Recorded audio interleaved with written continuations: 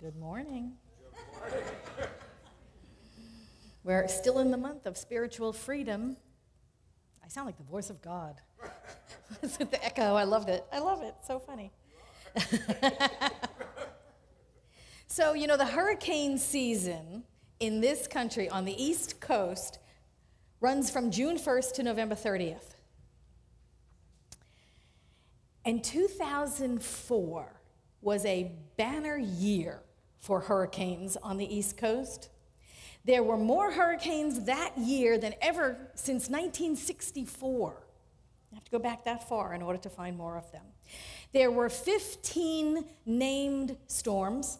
Of those, there were 9 hurricanes. Of those, there were 6 major, Category 3 and above. And then there were the big 4. There was Charlie, Francis, Ivan, and Jean. It did more damage on the East Coast than we had ever seen before. Now, I bring this up because I have family that lives in Florida. I have a dad and my brother-in-law, my sister. I have a nephew and his family. And I remember them engaging in months and months of relentless preparation.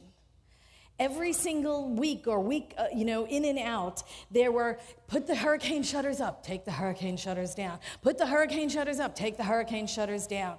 Pull in the plants that are out on the patio. Batten down the patio furniture. Prepare the generator. Get the non-perishables in the house. And this went on week after week after week. And then they would relax, and then it would come up again because there was another storm coming, and another, and another, and another. And so it was week in and week out for all of those months, preparing and dismantling, and preparing and dismantling. And at some point, hurricane fatigue sets in. It just is. It is with our human nature. At some point, they stop caring because it's too much work. It is too much high level of intensity. It's too much cortisol, running through your system. It's too much that high alert over and over. And at some point, they say, oh, I just can't do it anymore. Let the hurricane take everything. I don't care. Because that relentless level of high alert, of adrenaline, cannot be sustained. So we just sort of give into it at some point. And I bring this up because I am sick at heart. I was really, really, really upset and hurt with Dallas and with Pulse in Orlando and all of that stuff, but now I'm getting pissed. I'm just angry now. And I'm so tired. It's like tragedy fatigue is setting in. I am so tired of opening every Sunday celebration for the past week after week after week with our thoughts and prayers go out to whoever, fill in the blank. Just like the East Coast people in 2004, I'm so fatigued by the relentless tragedy that keeps coming across our news feed. We just can't keep up with it. Baton Rouge this morning, three police officers shot and killed. France, Belgium before that, the Congo, the suicide bombers, the airports, the social gatherings, the unarmed African-American men being gunned down, the cops being shot on the street. And I'm not even going to mention it's an election year.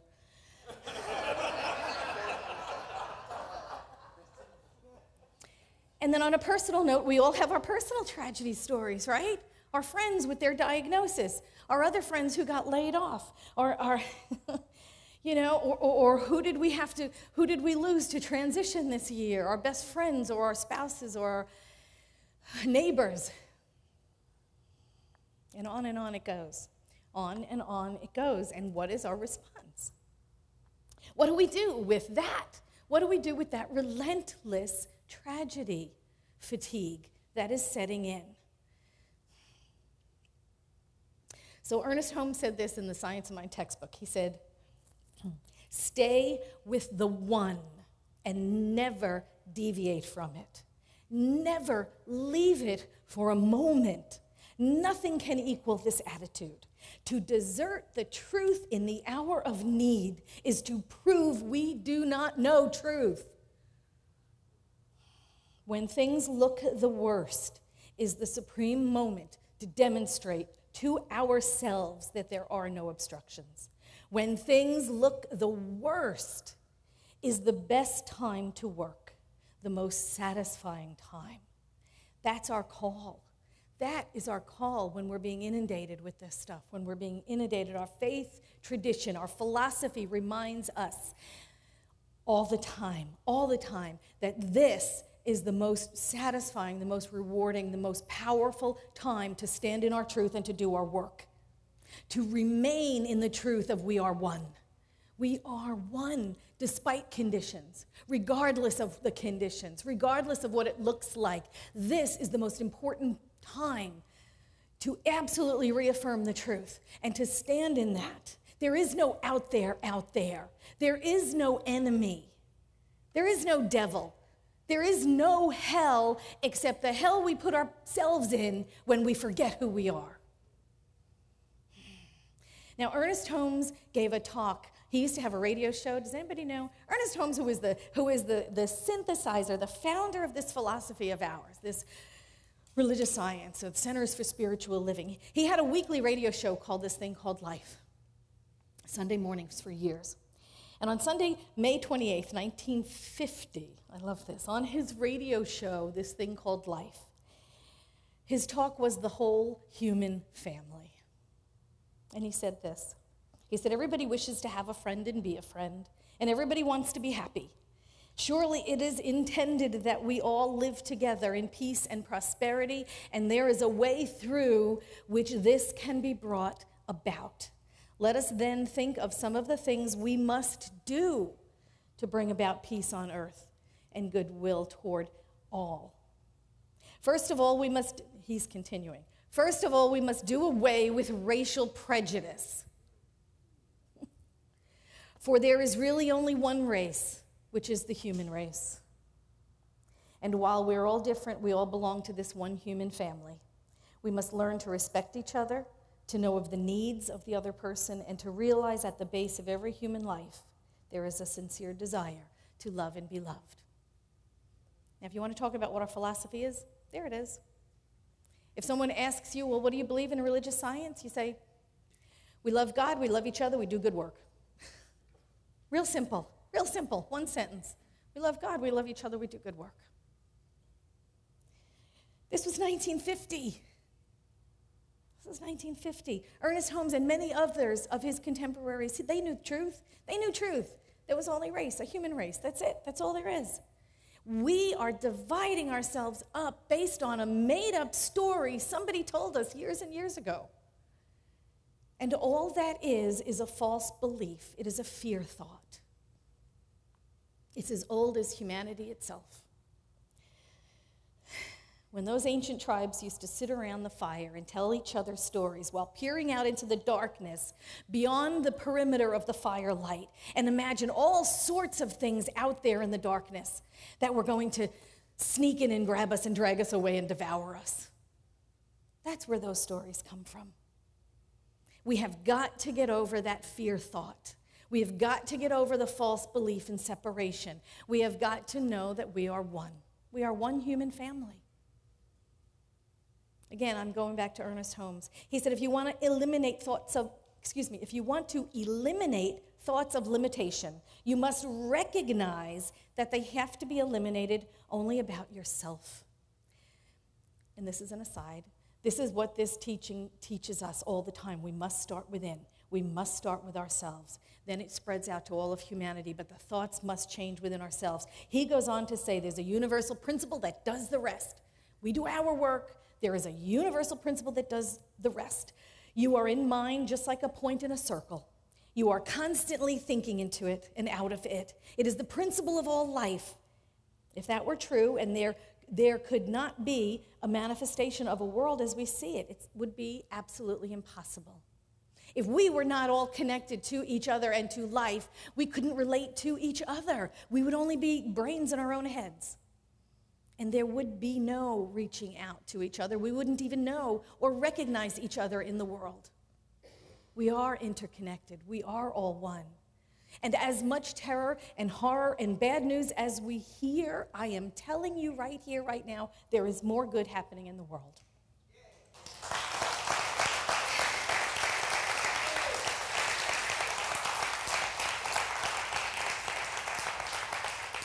We are in a culture right now of instant communication, instant information. We get everything just coming at us at 90 miles an hour. But because of the way the news cycles run, it's all bad news. It's all bad news, right? If it bleeds, it leads. Isn't that their theory? It's all bad news, but I am here to tell you in the big picture, we are evolving toward more good, toward more love, toward more joy. You know, there is a website called the Good News Network. Anybody on it? Anybody read it? The Good News Network. Boy, it tells you good news all around the world. What is going on around the world, around the block? That's good news. That's uplifting. You never hear that on the 6 o'clock news. In Colombia, there's a company, I can't remember the name of it, but there's a company that's making plastic bricks out of their plastic waste out of the landfills. They're emptying the landfills, and they're using the plastic, and they're creating these plastic interlocking bricks like Legos. I love it for adults. And they're building houses with them. They're using the waste. They're emptying the landfills. They're building houses. A 40 square meter home, which I don't know what that converts to square foot, so look it up on the Oracle at Google. Anyway, it's 2 bedrooms, a bathroom, a kitchen, a living room, and a dining room. The total thing costs $5,200. And they're housing their homeless by converting waste into building blocks. What a fabulous thing that is. So that they can take their little shanties down and their little cardboard homes and move into these regular homes. In Portugal, here's one. In Portugal covered all of its citizens and all of its industry's electrical demand using power generated by wind, solar, and hydro for an incredible 107 consecutive hours this past June. Oh my God, over 4 days of electricity generated purely by alternative sources. That's amazing. And they're on their way to becoming a fully sustainable country and doing that totally. The State Department on Thursday reported the number of terror-related attacks around the world has dropped by 13%. Dropped by 13%. But you wouldn't know it listening to the news. You wouldn't know that listening to the evening news. So that's our charge. That is our charge, to stand in the truth that we know humanity is evolving, that we know things are getting better. We have to stand in the truth regardless of conditions. Ernest Holmes said this in A New Design for Living. He said, the limitations we find encircling us have but one source. They spring from our thought. They are a result of negative, habitual thought patterns, conscious or tucked away in the subconscious, which may have been instigated by our past experiences or the blind acceptance of what now appears to be wrong ideas and the concepts of others. Where do we get this stuff from? We get it from our family. We get it from our childhood. We get it from our neighborhood, our community. We get it from our culture. We get it from our nationality, whatever. But they're false thoughts and limiting thoughts. And what we need to do is we need to check in with ourselves and question them. Is that my thought? Is that my thought, or is that a thought somebody gave me? We know we're unbound. The truth of us, if you go within and you go in your meditation, you know, we all know, the truth of us is that we are spirit unbound. We are not subject to our past thoughts. We're not subject to our past beliefs. We're not bound by anything in the past. Ernest Holmes said, principle is not bound by precedent. That means the truth of us, the principle of us, who we are, is not bound by anything that came before it. Our philosophy says, change our thinking, change our lives. Our philosophy tells us change can happen, but it must first happen in our own minds. It must first happen in our own minds.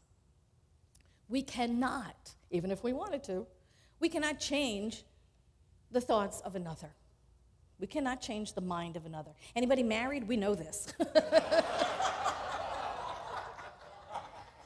It just doesn't happen, no matter how much you elbow them, and you go.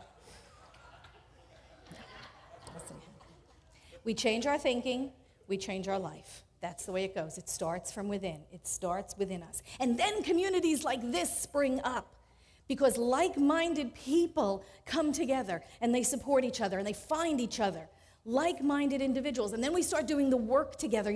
Ernest Holmes had said in one of his talks, I don't remember which one it was, might have been Sermon by the Sea.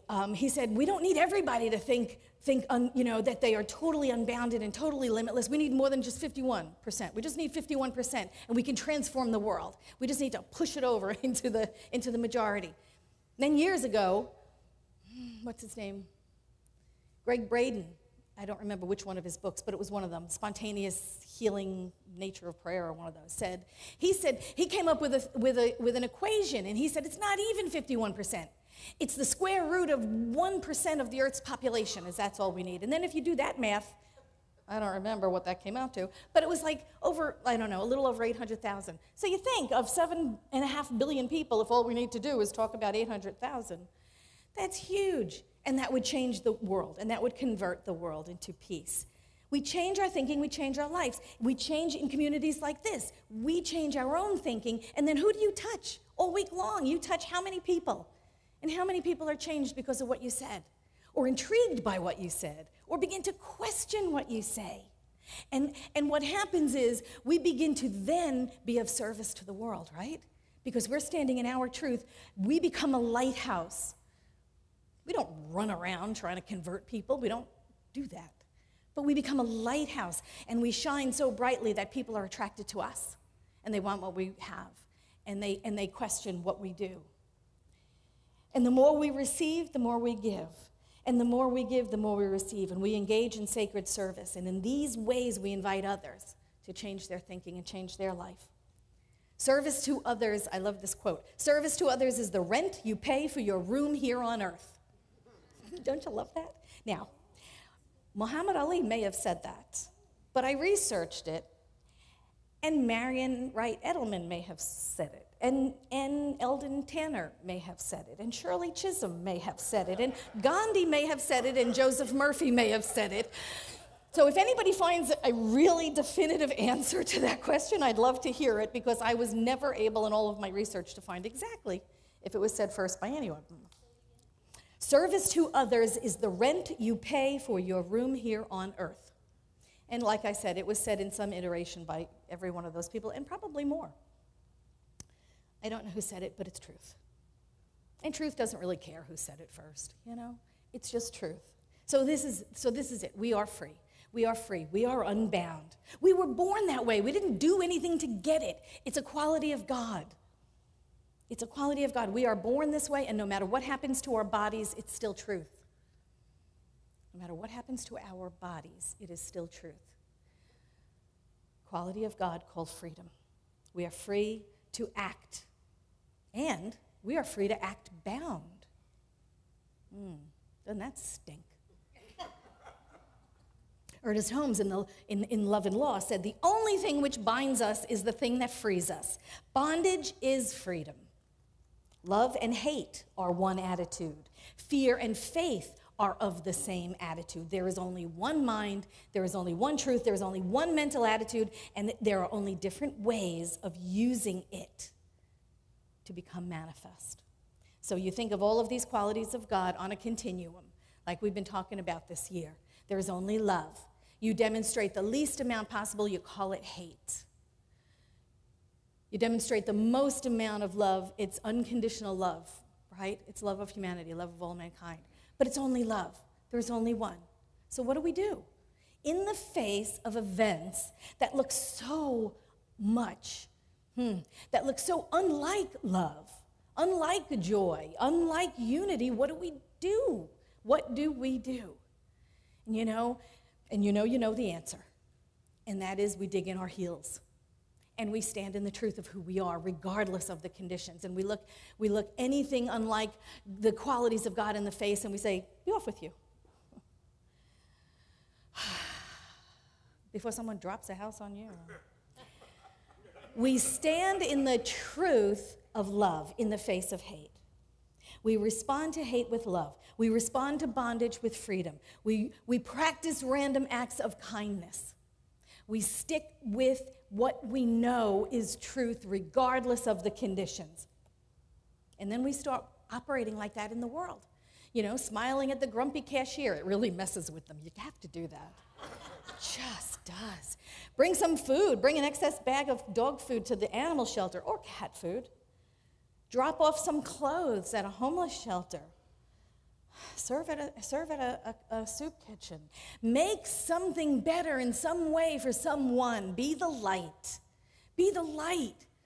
That's how we dispel darkness, because it doesn't matter how long we are in darkness. All we need is one person to light a candle in the cave and all the bats go crazy, don't they? We are here to create blessings for each other. We are here to create blessings.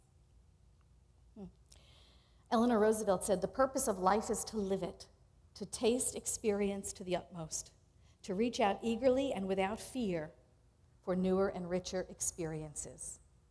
Forget about finding your one purpose in life.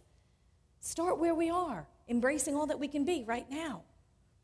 Do the next thing that's in your path to do, the thing that's right in front of you. Ernest Holmes said, "Freedom means to eliminate from consciousness all those things which bind and limit the free flow of divine spirit through us, and at the same time to exercise the faculty of personal choice." So we're not here to do the same thing. We're here to do each individual thing our own way, whatever we're called to do. However you're called to make a difference, however you're called to make life a little better, a little easier.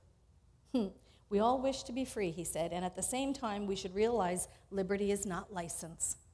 We're here to say we are free with the freedom of God does not mean we are free to do that which contradicts divine nature.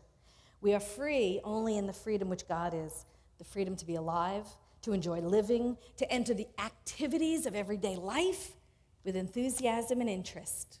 We are free to love and to be loved. We are free to give full and complete expression to every capacity we possess, provided the freedom harms no one and hurts no thing. Now there's a cautionary tale. Provided it harms no one and hurts no thing. That is the charge we are given. We are free to live fully and completely, totally unbound, hurting no one else in our path, no one else in our circle. It's very clear. So I want to end with that same Sunday talk from 1950 that I started. The amazing man. Ernest Holmes was a mystic and a sage and a wise, incredible human being that synthesized our philosophy based on everything that he read. And he said this, "So it is with the larger family of the human race. We in America have no trouble with Canada or Mexico. And yet, here are three commonwealths made up of many people who live side by side. We don't say to the people of Canada or Mexico, you must think as we do in Southern California, or as my ancestors in New England thought. We sometimes laugh at the way our ancestors thought. We feel we can do a better job than they. But we still remain Canadians and Mexicans and Americans. We are individuals wherever we go. The thing that makes for unity is that each group respects the individual difference of the other groups, while at the same time cooperating, which is not only possible but necessary if the world is to survive.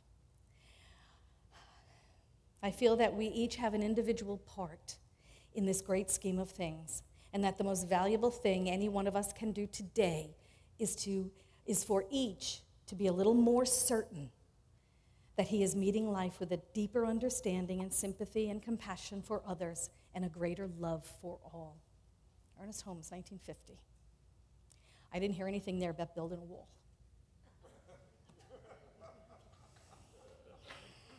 We are one. We are one.